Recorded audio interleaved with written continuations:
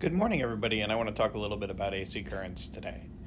So we have two different types of currents, DC and AC, and in DC current I have just a flat line sort of current across as a function of time. So here I have time on the x-axis and current on the y-axis.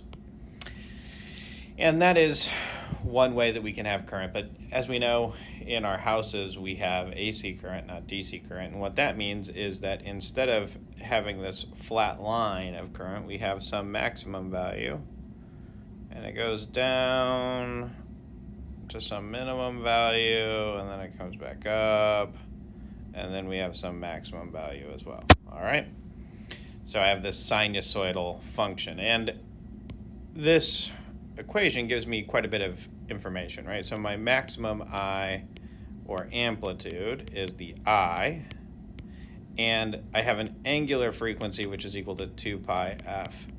And the frequency of oscillation in, say, your light socket is 60 hertz. So we could calculate that omega value right from there.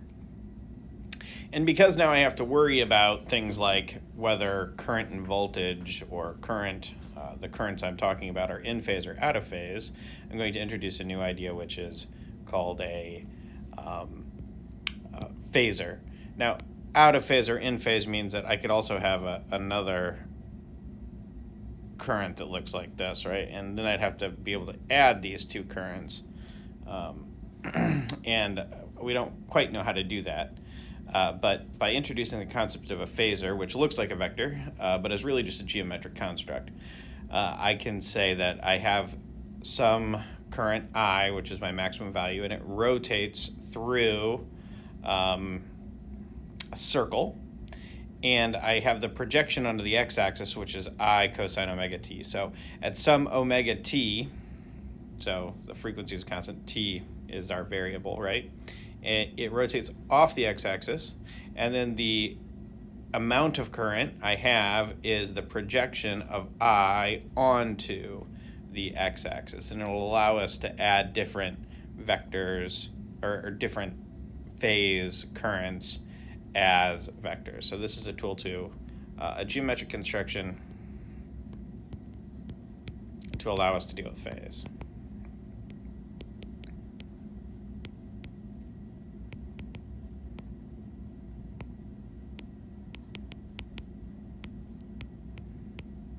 And now I also can say, well, what do I mean when I say current? Well, I could mean the current as a function of time. I could mean the maximum current, which is the amplitude. I could mean the average current, which is 0, right? Because it's as much above the x-axis as it is below the x-axis. So that's not a particularly interesting value, but if instead of talking about the maximum of I talk about, or the average of I talk about the average of I squared, what I have is the RMS current.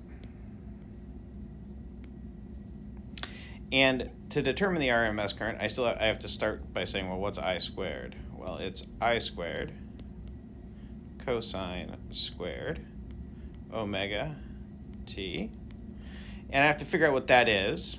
And there are two ways I can do this. One of the ways that's sort of a little bit hand waving is I can say that, well, cosine squared omega t plus sine squared omega t is equal to 1. So the average value of cosine squared is 1/2, and the average value of sine squared is 1/2, because when I add the average values together, I get 1. That's one way to think about it. So this just whole term becomes 1/2. And the other way is I can say that the average of any periodic function is 1 over the period, the integral over the period, times I, in this case, squared of t dt. And this becomes 1 over 2 pi, the integral from 0 to 2 pi of I squared cosine squared omega t dt.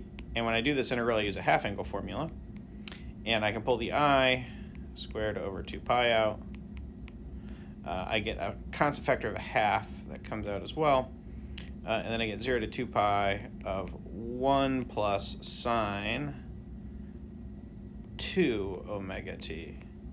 Well, the integral of this term right here, the 1, is 2 pi.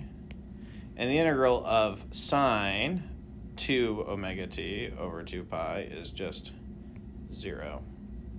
And that gives me my result that the average value of I squared is, well, the 2 pi's cancel, I squared over 2. So if I take the RMS, which is the average of the mean, I have to take the square root of both those sides, and I get that IRMS is just equal to I, which is my amplitude, over the square root of 2. So either way you want to think about this, either as the Pythagorean identity or this more general idea of an average in terms of its integral, we can think of that to figure out how to determine the RMS value of the current. So thank you so much, and I will talk to you guys soon.